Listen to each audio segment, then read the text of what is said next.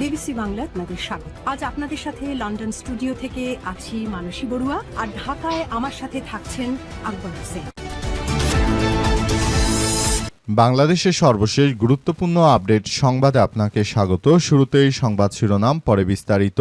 প্রথমেই জানাবো, ইসলামী যুব আন্দোলনের নেতা খুন, প্রতিবাদে ঢাকা চট্টগ্রাম মহাসড়ক অবরোধ। আজ সকাল ৯টার দিকে বন্দরের মদনপুর এলাকায় মহাসড়ক অবরোধ করেছে ইসলামী আন্দোলনের নেতাকর্মীরা। এতে মহাসড়কের দুই পাশে কয়েক কিলোমিটার যানজট দেখা দিয়েছে বলে জানান কাশপুর হাইওয়ে থানার ভারপ্রাপ্ত কর্মকর্তা ওসি শামীম শেখ। তিনি বলেন, হত্যাকাণ্ডের প্রতিবাদে তারা সড়কে টায়ার এবং বাঁশ কাঠ পুড়িয়ে অবরোধ করে রেখেছে। পুলিশ এবং প্রশাসনের লোকজন তাদের নিবৃত্ত করার চেষ্টা করছে।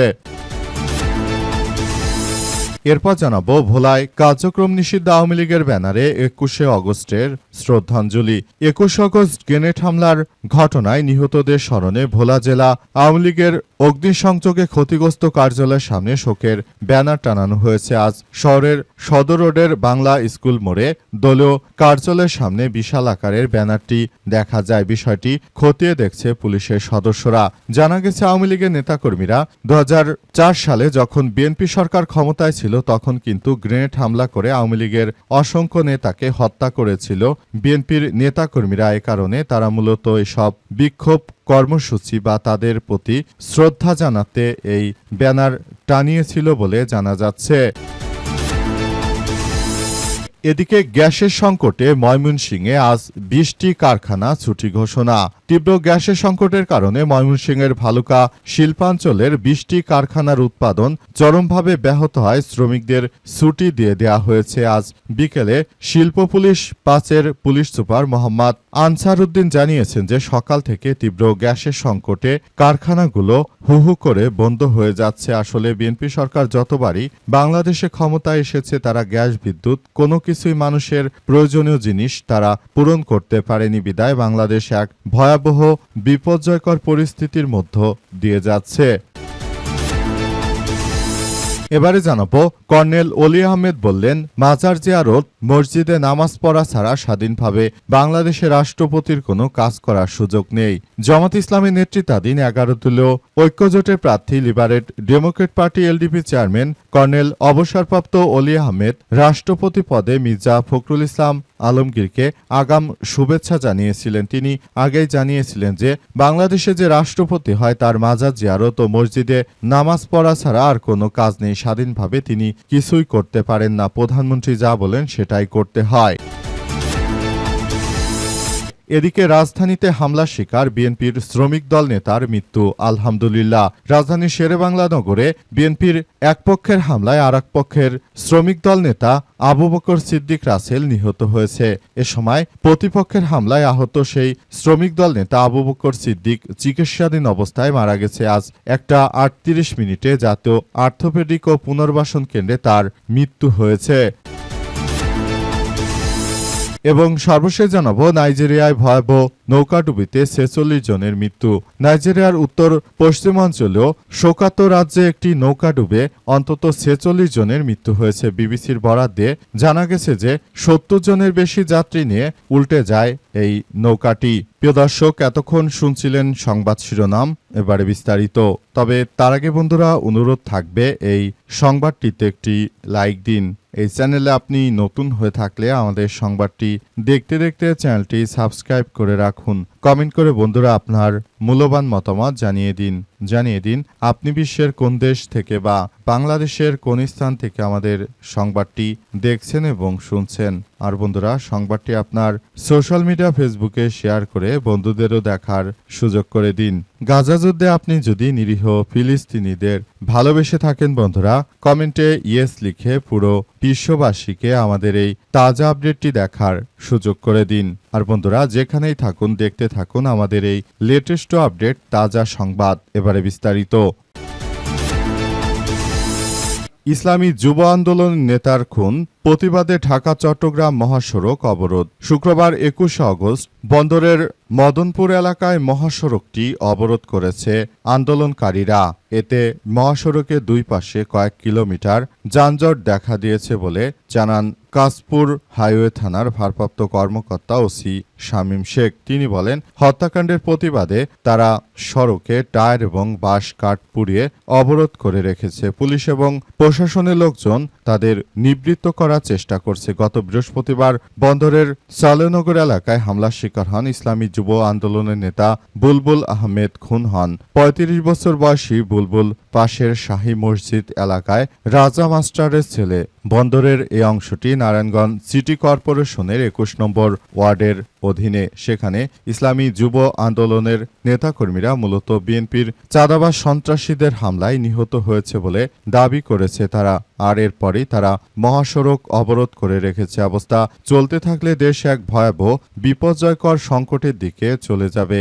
রাষ্ট্রকে ভালো অবস্থানে নিয়ে যেতে হলে অবশ্যই আমাদেরকে আরও বেশি দায়িত্বশীল জায়গা থেকে কার্যক্রম চালিয়ে যেতে হবে। দেশটিকে একটি ভালো অবস্থানে নিয়ে যাওয়া ছাড়া এই মুহূর্তে আসলে আমাদের কারো জন্য আর কিছু বলার নেই। কিন্তু বিএনপি সরকার ক্ষমতা আসার পরই দেশ রসাতলে যেতে শুরু করেছে। দেশটা এক ভয়াবহ বিপর্যয়কর পরিস্থিতির দিকে চলে যাচ্ছে। দেশে বিদ্যুৎ নেই, গার্মেন্টস ফ্যাক্টরিগুলো এক এক করে বন্ধ হয়ে যাওয়ায় বর্তমানে বিএনপি সরকারের প্রতি মানুষের কোনো আস্থা থাকছে না। ভোলায় কার্যক্রম নিষিদ্ধ আওয়ামী লীগের ব্যানারে ২১শে আগস্টের শ্রদ্ধাঞ্জলি। ২১ আগস্ট গ্রেনেড হামলায় নিহতদের স্মরণে ভোলা জেলা আওয়ামী লীগের অগ্নিসংযোগে ক্ষতিগ্রস্ত কার্যালয়ের সামনে শোকের ব্যানার টানানো হয়েছে। আজ শহরের সদর রোডে বাংলা স্কুল মোড়ে দলীয় কার্যালয়ের সামনে বিশাল আকারের ব্যানারটি দেখা যায়। বিষয়টি খতিয়ে দেখছে পুলিশের সদস্যরা। জানা গেছে, ভোলা জেলা আওয়ামী লীগের সদস্য এবং ঢাকা বিশ্ববিদ্যালয় ছাত্রলীগের সাবেক সাধারণ সম্পাদক ওমর শরীফের পক্ষ থেকে ব্যানারটি স্থাপন করা হয়েছে। তবে কারা কখন ব্যানারটি টানিয়েছে তা তাৎক্ষণিকভাবে জানা যায়নি। ২০০৪ সালের ২১শে আগস্ট ভয়াবহ গ্রেনেড হামলায় নিহত সকল শহীদদের প্রতি বিনম্র শ্রদ্ধা জানানো হয়। তৎকালীন সময় আসলে বাংলাদেশে যে কার্যক্রম শুরু হয়েছিল সেখানে কিন্তু সবকিছু খুবই খারাপের দিকে চলে গেছে। তারেক রহমান ছিলেন ২১শে আগস্টের সেই গ্রেনেড হামলার আসামি। এরপর দীর্ঘ সময় তারেক রহমান তিনি বাংলাদেশ ছেড়ে লন্ডনে ছিলেন। হঠাৎ করে আবার শেখ হাসিনা পালিয়ে যাওয়ার পরই তারেক রহমান বাংলাদেশে এসে বিএনপির কার্যক্রম পুরোদমে শুরু করেছেন। অবস্থায় নতুন করে দেশের মধ্যে আবারও এই কার্যক্রম আসলে শুরু হয়েছে। এখান থেকে পুরো রাষ্ট্র কাঠামো আসলে কোন দিকে যাবে সেটি বলা যাচ্ছে না। বাংলাদেশ এই মুহূর্তে আওয়ামী লীগ সক্রিয় না থাকলেও বিএনপি সক্রিয়। আবার বিগত ১৭ বছর আওয়ামী লীগ সক্রিয় ছিল, বিএনপি ছিল পলাতক। এভাবেই চলছে বাংলাদেশের রাজনীতি। আর পাশাপাশি এসব প্রতিহিংসার রাজনীতিতে প্রতিনিয়ত আমরা সাধারণ যারা নাগরিক রয়েছি তারা আসলে এই প্রতিহিংসার কারণে ক্ষতিগ্রস্ত হচ্ছি। গ্যাস সংকটে ময়মনসিংহে ২০টি কারখানা ছুটি ঘোষণা। হাইরে, বিএনপি সরকার ক্ষমতা আসার পর দেশে যে কি ভয়াবহ বিপর্যয় চলছে। এবার ময়মনসিংহের ভালুকা শিল্পাঞ্চলের ২০টি কারখানার উৎপাদন চরমভাবে ব্যাহত হয়। শ্রমিকদের ছুটি দিয়ে দেওয়া হয়েছে। আজ শিল্প পুলিশ ৫ এর পুলিশ সুপার মোহাম্মদ আনসার উদ্দিন জানিয়েছেন, সকাল থেকে গ্যাসের সংকট তীব্র আকার ধারণ করেছে। কারণে বাধ্য হয়ে আমরা দেখতে পাচ্ছি যে আসলে সেখানে এই কার্যক্রম চালানো হচ্ছে, অর্থাৎ ফ্যাক্টরিগুলো এখন প্রতিনিয়ত বন্ধ হয়ে যাচ্ছে। আসলে কি সরকার আসলো? সরকার দেশের মানুষের কর্মসংস্থান দেবে তো থাক দূরের কথা, এবার মানুষের কর্মসংস্থানই সারা দেশে বন্ধ হয়ে যাচ্ছে। যারা শহর অঞ্চলে রয়েছে, বিশেষ করে বাংলাদেশের ময়মনসিংহ গাজীপুরের ওই এরিয়ায় যারা বসবাস করেন, কিংবা বাংলাদেশের নারায়ণগঞ্জ এরিয়া, পাশাপাশি বাংলাদেশের যারা সাভার আশুলিয়া ইপিজেড এলাকায় বসবাস করেন এবং যারা ফ্যাক্টরি নির্ভর জীবিকা নির্বাহ করেন, তারা চরম ভোগান্তিতে পড়েছে। এখন প্রতিনিয়ত এক এক করে ফ্যাক্টরিগুলো বন্ধ হয়ে যাচ্ছে। অবস্থা চলতে থাকলে দেশে কোন পর্যায়ে গিয়ে যে থামবে সেটি হয়তো আল্লাহ তাআলাই বলতে পারেন। এই সরকার অতীতেও যতবার ক্ষমতা এসেছে ততবার কিন্তু এই সরকার আসলে গ্যাস ও বিদ্যুৎ দিতে পারেনি। এর ফলে সাধারণ মানুষকে রাস্তায় নামতে বাধ্য হতে হয়েছে। বিএনপির মহাসচিব মির্জা ফখরুল বলেছিল যে নির্বাচন হয়ে গেলেই নাকি সব সমস্যার সমাধান হয়ে যাবে। যত সমস্যার সমাধান সব নাকি নির্বাচন দিলে হয়ে যাবে। তো ইউনূস সরকার এখন ক্ষমতা ছেড়ে দিয়েছে, নির্বাচন হয়ে গেল, তাহলে কোথায় গেল মির্জা ফখরুলের সেই বড় বড় বুলি? মির্জা ফখরুল ইসলাম আলমগীর বিএনপির মহাসচিব, তিনি একজন ব্যর্থ মহাসচিব। 17 বছর খালেদা জিয়া জেলে থেকে থেকে তার জীবনটা ধ্বংস হয়ে গেছে। তিনি বিএনপির মহাসচিব থাকাকালীন সময় তিনি একটিবারের জন্য কোনো সফল আন্দোলন পরিচালনা করতে পারেননি। প্রতিবার তিনি ধাওয়া খাওয়ার আগেই পালিয়েছেন, অথচ সেই মির্জা ফখরুলকে দেয়া হয়েছে রাষ্ট্রপতি। একজন ব্যর্থ মানুষকে রাষ্ট্রপতি দেওয়ায় বাংলাদেশ যে একটি ব্যর্থ রাষ্ট্রে পরিণত হবে সেটি আর বলার অপেক্ষা রাখে না। বন্ধুরা, বিষয়টি নিয়ে আপনি আসলে কি ভাবছেন সেটি আমাদের কমেন্ট করে কমেন্ট বক্সে জানিয়ে দিতে পারেন।